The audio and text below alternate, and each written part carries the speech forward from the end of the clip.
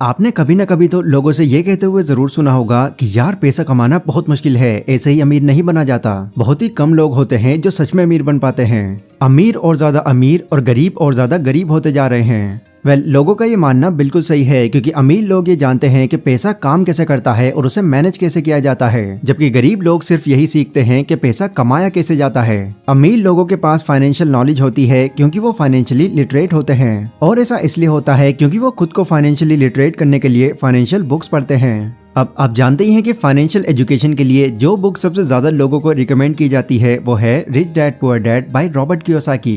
क्योंकि वैसे तो फाइनेंशियल एजुकेशन पर बहुत से राइटर्स ने बुक लिखी है, पर जो कॉन्सेप्ट इस बुक में बताए गए हैं वो प्रैक्टिकली तो काम करते ही हैं, साथ ही इन सभी तरीकों को समझना भी बहुत आसान है। Rich dad poor dad book में ऑथर ने अपनी खुद की स्टोरी बताई है, जिसमें उन्होंने कहा है कि बचपन में उनके दो डैड थे, एक उनके असली डैड जिनको वो पुअर डैड बुलाते थे, और एक उनके दोस्त माइक के डैड जिनको वो रिच डैड बुलाते थे।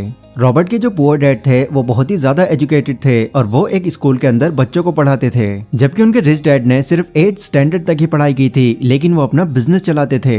अब एक तरफ रॉबर्ट के डैड जो इतने एजुकेटेड होने के बाद भी फाइनेंशियली स्ट्रगल कर रहे थे, वहीं दूसरी तरफ रॉबर्ट के रिच डैड इतने कम पढ़े लिखे होने के बाद भी उनसे कहीं ज्यादा अमीर थे। ऐसा इसलिए था क्योंकि रॉबर्ट के रिच डैड ने मनी को समझा, वो जान चुके थे कि पैसा किस तरह से काम करता है। फिर इसके बाद उन्होंने अपनी लाइफ में जो भी चीजें सीखी उसे उन्होंने पूरे 20 सालों तक रॉबर्ट को सिखाया। आप ये समझ सकते हैं कि इस बुक के अंदर रॉबर्ट ने अपनी फाइनेंशियल लर्निंग की पूरी जर्नी शेयर की है, और जो भी बातें उन्होंने अपने रिच डैड के पैसों के रिगार्डिंग सीखी हैं, उन सभी बातों को इस बुक के रेफरेंस से मैं बहुत ही आसान तरीके से बताने वाला हूँ। तो गाइस, आज की ये वीडियो आपके लिए बहुत स्पेशल होने वाली है, इसलिए इस वीडियो को बहुत ध्यान से समझना। So let's begin. Number 1, rich don't work for money, money work for them. Author बताते हैं कि आजकल लोग एक तरह के ट्रैप में फंसे हुए हैं। वो स्कूल जाते हैं, अपनी स्टडी परस्यू करते हैं, और जब उनकी सारी पढ़ाई पूरी हो जाती है तो वो 9 to 5 की जॉब ढूंढने लगते हैं जो उन्हें अच्छी सैलरी दे, और फिर जॉब मिल जाने पर वो शादी कर लेते हैं और फिर अपनी पूरी जिंदगी सिर्फ कमाते रहने में गुजार देते हैं। इस ट्रैप का ऑथर रेट रेस कहते हैं, और शॉकिंग बात तो ये है कि करीब 80% लोग इसी ट्रैप में फंसे हुए हैं। ऑथर के रिच डैड बताते हैं कि इतने सारे लोग इस रेट रेस में इसलिए फंसे हुए हैं क्योंकि वो अपने अंदर के लालच और डर को कभी समझ ही नहीं पाते। जो लोग गरीब माइंडसेट रखते हैं उन्हें ये लगता है कि अगर हमको बहुत सारे पैसे कमाने हैं या फिर रिच बनना है तो हमको हाई सैलरी वाली जॉब करनी होगी, जबकि जॉब सिर्फ लॉन्ग टर्म प्रॉब्लम का एक शॉर्ट टर्म सोल्यूशन है। क्योंकि जॉब करने से आपकी इनकम तो बढ़ जाती है, पर साथ ही साथ आपके खर्चे भी बढ़ जाते हैं। उनके रिच डैड ये भी कहते हैं कि जिनकी गरीब मेंटालिटी होती है वो पैसों के पीछे बिल्कुल वैसे भागते हैं जैसे गधा एक बंधी हुई गाजर के पीछे भागता है, और जिस तरह गाजर दिखाकर उस गधे का मालिक उससे काम करवाकर अपने पैसे कमाता है, वैसे ही 9 to 5 की जॉब में एक बॉस अपने एम्प्लॉय से काम करवाकर अपना प्रॉफिट बनाता है। और जैसे गाजर के पीछे भागने से गधे को कुछ नहीं मिलता, वैसे ही पैसे के पीछे भागने से ये लोग भी अमीर नहीं बन पाते। इसलिए जो लोग कामयाब होते हैं वो ज्यादा टाइम तक सिर्फ पैसों के लिए काम नहीं करते रहते, बल्कि वो एक ऐसा सिस्टम तैयार करते हैं जिससे उनका पैसा उनके लिए काम करता है और उन्हें पैसे कमा कर देता है। Number 2, it's not how much money you make, it's how much money you keep. कई सेलिब्रिटीज और स्पोर्ट्समैन की नेटवर्थ देखकर हम बहुत ज्यादा इंस्पायर हो जाते हैं और सोचते हैं कि यार एक दिन ऐसा भी आएगा जब हम भी उन्हीं की तरह पैसे कमाएंगे। पर क्या आप ये बात जानते हैं कि बहुत से सेलिब्रिटीज ऐसे भी होते हैं जो बहुत ज्यादा पैसा कमाने के बाद भी अमीर नहीं बन पाते। ऐसा इसलिए होता है क्योंकि उन्हें पैसा कमाना तो आता है, बट अपने इस पैसे को अपने पास कैसे रखते हैं या फिर यूं कहें कि उसे मैनेज कैसे करते हैं वो ये नहीं जानते। और उन लोगों को ये भी पता नहीं होता कि एसेट्स क्या होते हैं और लायबिलिटीज क्या होती हैं, और इसी कंफ्यूजन की वजह से वो अपने सारे पैसे खो देते हैं।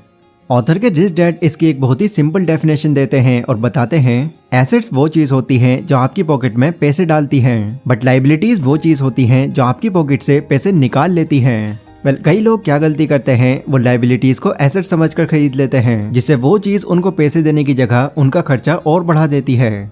एग्जाम्पल, ऑथर कहते हैं कि कई लोग एक घर को अपना एसेट समझते हैं, जबकि असल में वो एक लायबिलिटी होती है, क्योंकि वो अपने घर में खुद रहते हैं जिससे उनकी कोई कमाई नहीं होती। साथ ही एक घर बनाने के लिए जो लोन वो लेते हैं उन्हें उनकी EMIs लगभग लाइफ टाइम तक भरनी पड़ती है। नाउ इस तरह की कंडीशंस में आकर आप जो भी पैसे कमाते हैं फिर आपके पास वो पैसे बचते ही नहीं। इसलिए अमीर बनने के लिए जो सबसे जरूरी चीज ऑथर बताते हैं वो है एसेट्स और लायबिलिटीज के डिफरेंस को डीपली समझना और जितने हो सके एसेट्स क्रिएट करना। गाइस, थर्ड पॉइंट पर जाने से पहले मैं आपको बताना चाहूंगा कि इस बुक को और आसान तरीके से समराइज कर पाने में मुझे हेल्प मिली है कुकू FM एप्लीकेशन से।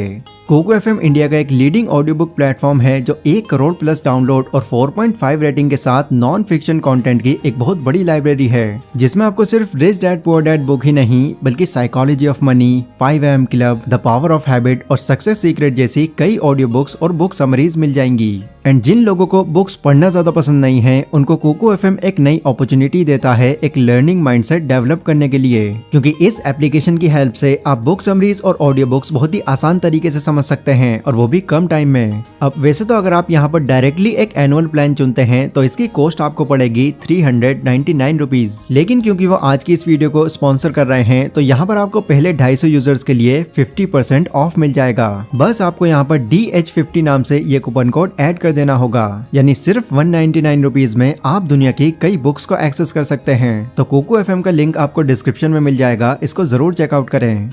Number 3, get in your business along with your job. अब कई लोग क्या करते हैं, वो अपने अंदर अच्छी स्किल्स होने के बाद भी खुद को सिर्फ एक जॉब में फंसा कर रखते हैं। इसके अलावा वो कुछ और करने की सोचते भी नहीं, और अगर कभी वो अपना बिजनेस करने की सोचते भी हैं तो सबसे पहले वो अपनी करंट जॉब को क्विट कर देते हैं। ऑथर कहते हैं कि देखो, ये बात तो सच है कि सिर्फ जॉब करते रहने से आप ज्यादा अमीर नहीं बन सकते, लेकिन इसके लिए ये बिल्कुल जरूरी नहीं है कि अगर आप एक बिजनेस की शुरुआत कर रहे हैं तो आप उसके लिए अपनी करंट जॉब को ही छोड़ दें। स्टार्टिंग में आप अपनी जॉब के साथ भी अपने इस बिजनेस को चला सकते हैं। फिर जब आपको ये लगने लगे कि यस, मेरा अब ये बिजनेस मेरी जॉब से ज्यादा इनकम दे रहा है और अब मुझे इस पर ज्यादा टाइम देना चाहिए, तो तब आप अपनी इस जॉब को क्विट कर सकते हैं। रॉबर्ट के रिच डैड उनको बताते हैं कि देखो, जो लोग अमीर होते हैं वो अपना फोकस सिर्फ एक काम पर ही नहीं रखते, बल्कि वो अपने इनकम सोर्स को मल्टीप्लाई करते रहते हैं। एक बार मैकडॉनल्ड के ऑनर रे क्रूक ने यूनिवर्सिटी ऑफ टेक्सास में कुछ स्टूडेंट से पूछा कि बच्चों बताओ, मैं कौन सा बिजनेस करता हूँ। तो सभी स्टूडेंट्स ने हंसकर जवाब दिया, अरे सर, ये कैसा सवाल हुआ, ऑब्वियसली आप बर्गर का बिजनेस करते हैं। स्टूडेंट्स का जवाब सुनकर रे बोले, गलत, मेरा असली बिजनेस बर्गर नहीं बल्कि रियल एस्टेट है, क्योंकि मैंने मैकडॉनल्ड की फ्रेंचाइजी को पूरी दुनिया में फैलाया हुआ है, और जो लोग मेरी फ्रेंचाइजी खरीदते हैं उन्हें जमीन भी खरीदनी पड़ती है, और फिर इसी तरह मुझे बर्गर बिजनेस से तो पैसा मिलता ही है, लेकिन उससे ज्यादा कमाई मैं अपने रियल एस्टेट बिजनेस से करता हूँ। रॉबर्ट कहते हैं कि स्टॉक, बॉन्ड्स, इंटेलेक्चुअल प्रॉपर्टी पैसे कमाने के लिए एक बहुत ही अच्छा बिजनेस साबित हो सकता है, क्योंकि एक तो यहाँ से पैसे अच्छे मिलते हैं और साथ ही यहाँ पर आपकी इन्वॉल्वमेंट की ज्यादा जरूरत नहीं होती। पर एक बात जो आपको हमेशा याद रखनी है वो है, आपको वो बिजनेस करना चाहिए जो आपकी पसंद का हो, क्योंकि अगर आपका एसेट या फिर आपका बिजनेस आपकी पसंद का नहीं होगा तो आप उसका ख्याल भी नहीं रखेंगे। Number 4, taxes are for poor and middle class people. हम सभी लोग ये अच्छी तरह से जानते हैं कि टैक्स देना किसी को पसंद नहीं, बट गवर्नमेंट के रूल्स की वजह से हर कोई टैक्स देता है। वैसे मैं आपको बता दूं कि टैक्स की हिस्ट्री बहुत पुरानी है। टैक्स का कॉन्सेप्ट इसलिए लाया गया था ताकि लोगों के बीच में अमीरी और गरीबी का फर्क मिटाया जा सके। पहले के टाइम में गवर्नमेंट सिर्फ अमीर लोगों से टैक्स लेती थी, और उस टैक्स का इस्तेमाल वो गरीबों की हेल्थ और मेडिकल केयर में करते थे, ताकि इकोनॉमी के अंदर इक्वलिटी बनी रहे। लेकिन जैसे जैसे वक्त बीतता गया, टैक्स का कॉन्सेप्ट भी बदलता गया, और फिर आगे चलकर अमीर लोगों की तरह ही पुअर और गरीब लोगों पर भी टैक्स लगाया जाने लगा। और अब हालात ऐसे हो चुके हैं कि गवर्नमेंट को पूरा टैक्स सिर्फ मिडिल और गरीब लोग ही देते हैं, क्योंकि अपनी फाइनेंशियल नॉलेज की वजह से अमीर लोग टैक्स देने से अपने आप को बचा लेते हैं। Number 5, rich invent money. Robert के रिच डैड कहते हैं कि जो लोग बाकी लोगों से अलग होते हैं वो अपनी जरूरत पूरी करने के लिए नहीं बल्कि लोगों की जरूरत पूरी करने के लिए काम करते हैं। जैसे Jeff Bezos, mark Zuckerberg, Elon Musk ऐसे इंसान हैं जिन्होंने लोगों की जरूरतों को बहुत अच्छे से समझा और फिर लोगों को वो चीज दी जो उनको चाहिए थी, जिसके बाद उनका आइडिया बिकता चला गया और वो अमीर होते गए।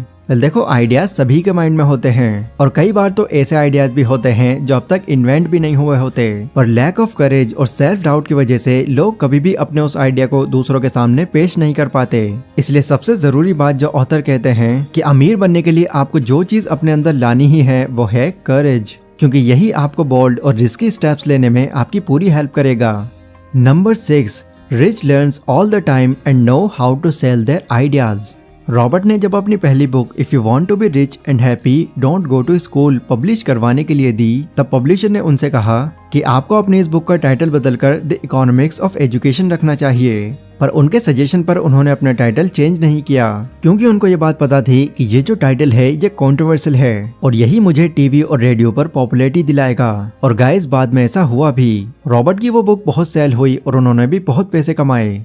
इसलिए रॉबर्ट कहते हैं कि देखो, आइडियाज होना ही काफी नहीं है, आपको लोगों को अपने आइडियाज को बेचना भी आना चाहिए, क्योंकि अच्छे आइडियाज और स्किल्स तो बहुत लोगों में होते हैं, पर बहुत ही कम लोग ऐसे होते हैं जिन्हें अपने आइडियाज को दूसरों को बेचना आता है। इसलिए अगर आप भी अमीर बनना चाहते हैं तो सबसे पहले ये सीखिए कि जो भी हुनर आपके अंदर है, आप उसकी मार्केटिंग कैसे कर सकते हैं, मतलब कि आप उसे बेच कैसे सकते हैं। अगर आपको अपनी चीज लोगों को बेचनी आ गई तो आप जरूर अमीर बनेंगे। तो ये थे गाइस वो 6 रूल्स जो रॉबर्ट के रिच डैड ने उन्हें सिखाए, जिन्हें यूज करके रॉबर्ट आगे चलकर इतने अमीर बने, और रॉबर्ट की तरह ही कोई भी इन रूल्स का यूज करके अमीर बन सकता है।